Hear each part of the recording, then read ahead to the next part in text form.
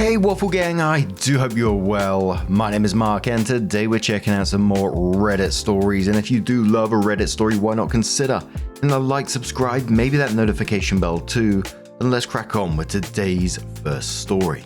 Much love guys. Now today's first story comes from the Am I the Buttface subreddit from Super0561456, and just to mention, it's a bit of an older one. It was around 2020, so the quarantines were going on around that time, etc. And the title is, Am I the Buttface for not letting my boyfriend be the hero while we were getting mugged at Knifepoint? But it starts off, my boyfriend is a big hero fanatic and does everything in his power to be like one. It's really endearing and it's one of the many things I love about him, because he wants to be the good he wishes to see in the world. But this mindset he has is why we are fighting right now. We've been quarantining at my apartment. He's not on the lease, and he suggested we go on a night walk since we've been getting stir crazy from being inside all day. He figured that it'd be better for social distancing to go out at night. I was hesitant because we live in a bad neighborhood, but he assured me he'd protect me. On our walk, we were cornered by a man with a knife that demanded our wallets. I remembered John Mulaney's Street Smarts bit from the Netflix show and was going to throw my wallet past the mugger so we could run away. But my boyfriend started arguing with him and was spouting off a bunch of stuff about justice and how the mugger wouldn't get away with this. It looked like he was getting ready to fight. I was taken aback by this, and I guess the mugger was too, because it gave me enough time to take the important stuff out of my wallet while he was distracted. I interrupted my boyfriend's monologue and said, "Take it, just don't hurt us," and threw it behind the guy. When he turned, I grabbed my boyfriend's hand and we booked it back to the apartment. We got home safely and I was relieved that we were okay, but my boyfriend was fuming. He was pissed that I interrupted him from protecting me when he could have, in his words, clearly handled himself. I told him he could have gotten himself killed. He said that he was obviously stronger than the mugger and would have won. I explained to him that the guy had a weapon and my boyfriend didn't, so the odds were stacked against him. Not only that, but I didn't want my boyfriend to get killed over a damn wallet.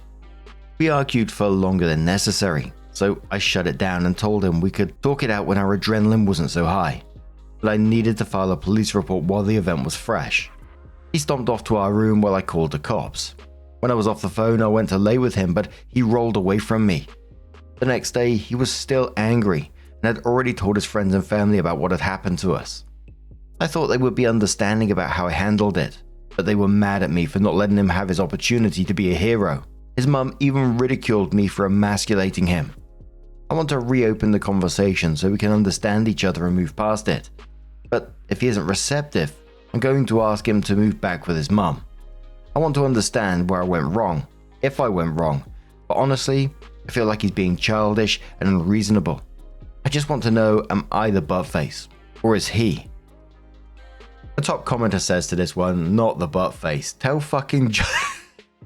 fucking Justice League over there that life isn't a movie, and that anyone who fights someone who has a knife are guaranteed 100% going to get cut, regardless if he trains Krav Maga or how many Marvel movies he's seen. Opie says, I told him 100% that a fist won't win against a fight, but he won't hear it. I don't understand how people in his life encourage this. He could have died.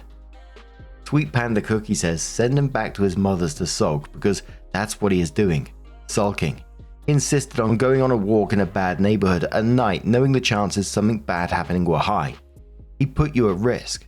His response is childish and pathetic. How do you know that it was a real mugger and not a setup to prove to you how hero-like he can be? Interesting. I honestly wouldn't stay with him.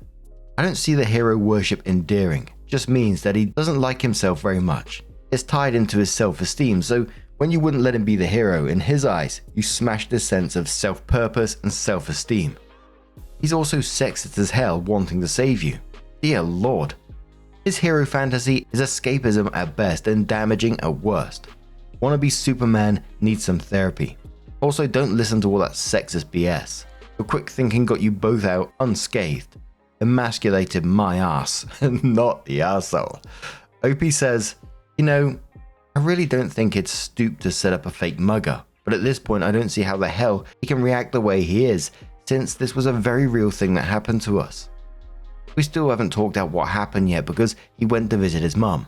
Probably to sulk, like you said. But these comments are making me reevaluate a lot about his values when it comes to this hero shit. I didn't even consider the sexist undertones to everything, so thank you for pointing it out. Now for me, you're definitely not going to be the buttface or the arsehole in this situation at all. I'm very much have this mindset like you these days when an altercation happens. You never know what someone's carrying. You never know if they're going to use it. You've only got one life, and it's not worth losing it to some arsehole. I had a bit of a situation myself a couple of months back. A friend invited me to go and watch his football team. I went along, met some of his mates, and we had a few beers. On the train back, we were stood there because it was a packed train, and there's a couple of lads sat next to us on the floor, and they kept like mouthing off every now and then. And some of the mates that we was with started back chatting them, and it started kicking off to the point where it was nearly going to be scrapping on the train. And this guy was giving it, oh, get off the train at the next stop and I'll fucking kill you and all this kind of thing. And we was a fairly big group of us, and it was only two of them. I mean, it isn't like bragging or anything like that, but there was a ton of us. They wouldn't have stood a chance. There was no way around it. But at the same time, it's just like, let's just de-escalate this. Let's just stop this because, again, you don't know what these people are carrying. Yes, it'd be absolutely lovely to put them a peg or two downwards, but I'm not trying to sound too dramatic or anything, but some of these lads, they got kids, they got families, they're married, and you just never know what someone's going to do, and it's just not worth it, is it? But OP does update the post and says, so he called me last night and I answered. He asked if I was okay and how I was doing. Then he asked if he could come over and I said he could. I planned on bringing everything up again myself because he had been very passive aggressive and refusing to talk about it. But when he showed up, he immediately started apologizing. Everything you guys pointed out, he started agreeing with. He was saying that he was being delusional, unrealistic, the whole hero fantasy isn't healthy. He jeopardized my safety and that wasn't okay, etc. I wasn't prepared for this behavior, especially compared to how he'd been acting all week. We talked for hours before we went to bed together and everything seemed like it worked out fine. I was really on the verge of ending things, so it was a relief I didn't have to in that moment. Then this morning came and shit hit the fan. In my comment update on the last post, I mentioned that a friend was trying to mediate. I texted that friend that things worked out and they said something along the lines of, I'm glad you were able to apologize. Some people mention that maybe he told a different story, which isn't something I looked into, but I decided to ask, and ooh boy, I'm glad I did. Firstly, he told everyone that the night walk was my idea, and apparently we were never mugged. Nope. Apparently I just started talking shit to a stranger on the street in an attempt to make him show he was a strong man and protect me. And the only reason we're able to get away was because he de-escalated the situation. And that it was emasculating because he was put in a position where he felt like he was forced to fight for my honor. Are you fucking kidding me? To make a long story short, he tried to play dumb and backpedal this morning when I confronted him about it. And then when I pressed him to be honest, he snapped again and said, what was I supposed to say? The whole situation was embarrassing and it was going to make me look bad. We argued again for a bit, but I was just done. I told him to go and that it wasn't going to work. He didn't have much stuff, so it was easy to put in a spare grocery bag and just toss at him while he angrily left. He's currently outside of my complex waiting for mummy to pick him up. As far as I'm concerned, I dodged a bullet. Fuck his friends, fuck his mum, and fuck him. Thank you for opening my eyes, Reddit. Like OP said in this situation, an absolute bullet dodged. I was kind of interested from the very first sentence. I want to know what else he does as he's walking around, the apartment and dealing with everyday life. Like quoting OP from the very first sentence, my boyfriend is a big hero fanatic and does everything in his power to be like one. What the fuck's he doing? Is he walking around with his underwear on the outside and stood on the rooftop of your apartment going, don't worry, citizens? I don't know, man. Anyway, what do you guys make of this situation? Let us know your thoughts down in the comments below, and let's move on to another story. Now, our next story comes from Green Thumb Librarian from the Neighbors from Hell subreddit, and it says, our crazy neighbors told our landlord we do hard drugs. We don't. To start the story, here is some context. I work in a small rural school and live in a duplex owned by the school division I work for. They don't reserve the school-owned housing for staff, but staff does get first dibs. My boyfriend and I, who were both born and raised and work in the small community, have been living in this house for 3 years. Okay, now for the story. In September, we got new neighbors on the other side of our duplex. They looked like a sweet old couple and did not work for the school division. They got the house because it was empty and no other staff needed it. For 3 months, we tried to introduce ourselves to them. Every time we were outside at the same time, we would try and say hi, and they would always hurry into their house without saying anything back. Now, to the end of March, and we still haven't met our neighbors. However, we have recently learned from other people that met them that our neighbors are retired and moved here from a few provinces away. They have recently moved their adult son in with them as well. Apparently they moved here because God called them to this community because we're a bunch of sinners that need to be saved. Where did that come from? Now mind you, at this point it's all rumors. We have stopped trying to introduce ourselves but are still being very courteous neighbors.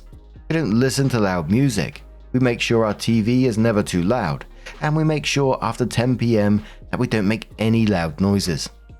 Now to April. Just before Easter, I got an email from our landlord saying he needs us to call him as soon as we can. My boyfriend and I both come home from lunch that day so we can call him together, and our landlord tells us something wild.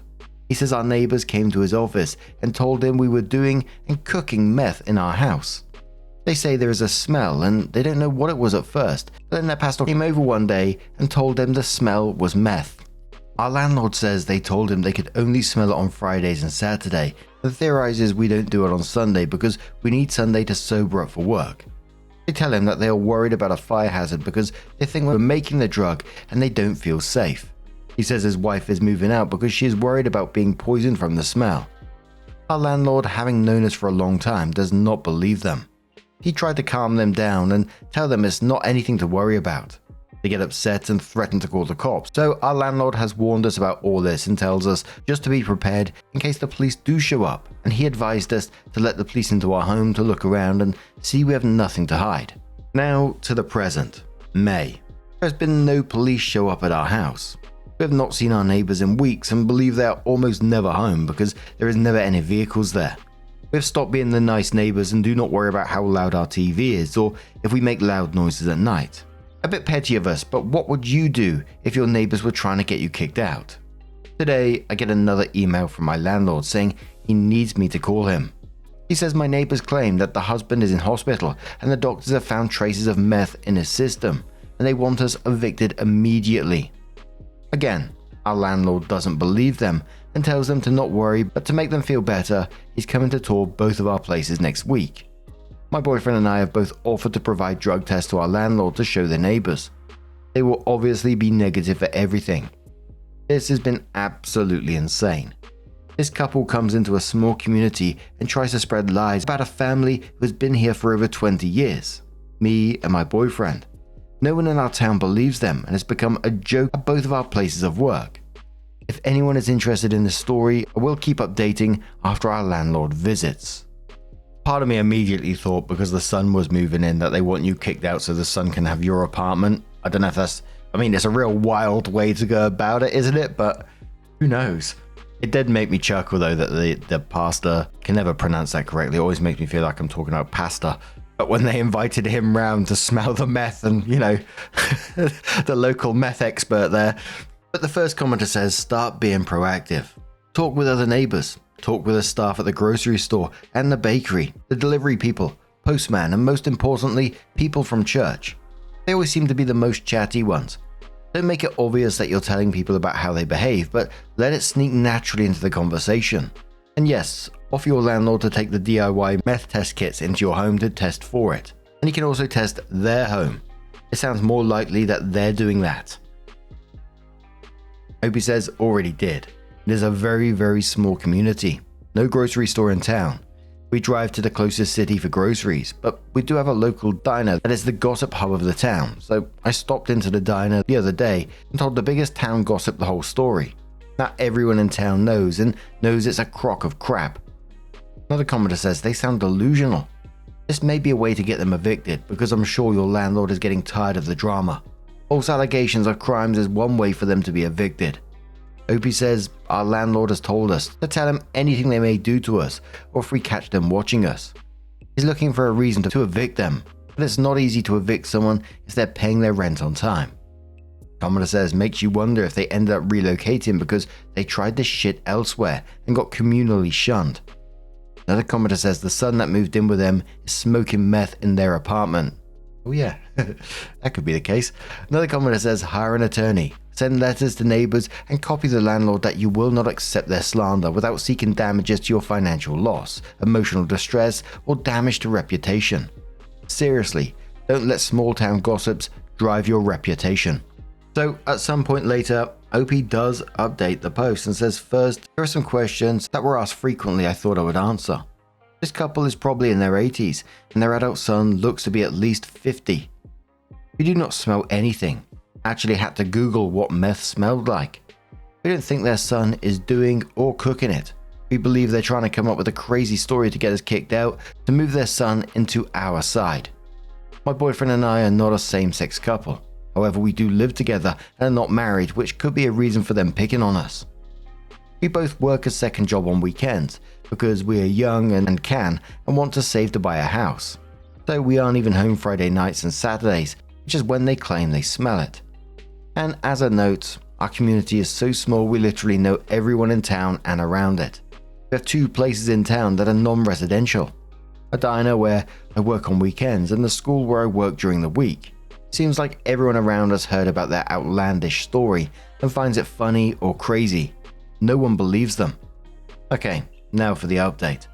My boyfriend has contacted a lawyer and they told us everything we need to do to give them a cease and desist, and if they do not stop we can sue for slander and file a restraining order. We have not decided if we're going to do this yet.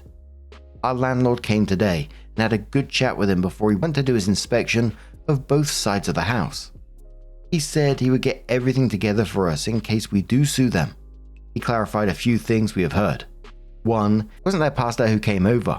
It was their son, who goes by the nickname Pastor Pete. Not his real name, but another P name to keep up the alliteration. He claimed he came over for supper and smelled it, which means they're trying to hide that their son lives with them. 2, this neighbor claims we are selling the drugs we cook to the kids at the school I work at. 3, they are pointing the blame mostly at my boyfriend, and the reason they claim it's him because he wears a hoodie a lot, and apparently that's a sign of a drug addict. Apparently they feel bad for me for getting caught up in the boyfriend's mess. 4, they claim they know we're cooking it because they see yellow smoke coming from our back door. My boyfriend quit smoking cigarettes 7 months ago. But we do have a smoker on our back deck, but that's white smoke, not yellow. And now is where it gets even more crazy. They're now threatening to sue our landlord for attempted murder. Not the school division, our landlord specifically. They claim they have the grounds to do this because in the Renters Act, it supposedly claims that if a landlord is informed of illegal drug use on the property, they have 48 hours to evict said tenants. However, they don't have any proof, so our landlord didn't have to evict us. But yeah, they're trying to sue our landlord for attempted murder. We have caught them in multiple lies regarding their story, so we know for a fact they're just making this up. The first lie we caught them in was the doctor's visit with a talk screen showing meth in our neighbor's system. The landlord has asked to see it for proof, and they have refused to show him, which makes us think they don't have one at all. We also had no police visit, and you'd think they would have sent police here to try and prove their story of meth in their system coming from us and not them doing it. The next lie was that they told our landlord that they filed a police report about us, but we have again seen no cops. And when our landlord tried to ask them for the report, they refused to share it.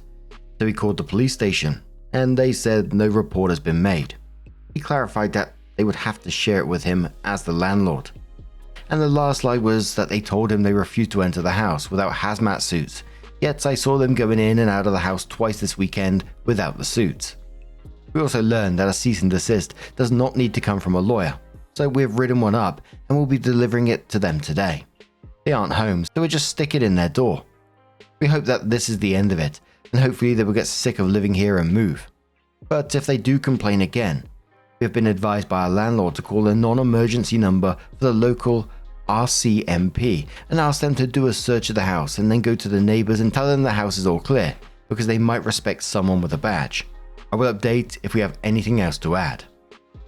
Commodore says to OP, you don't mention if the landlord toured their place when he was over. Just curious what he found.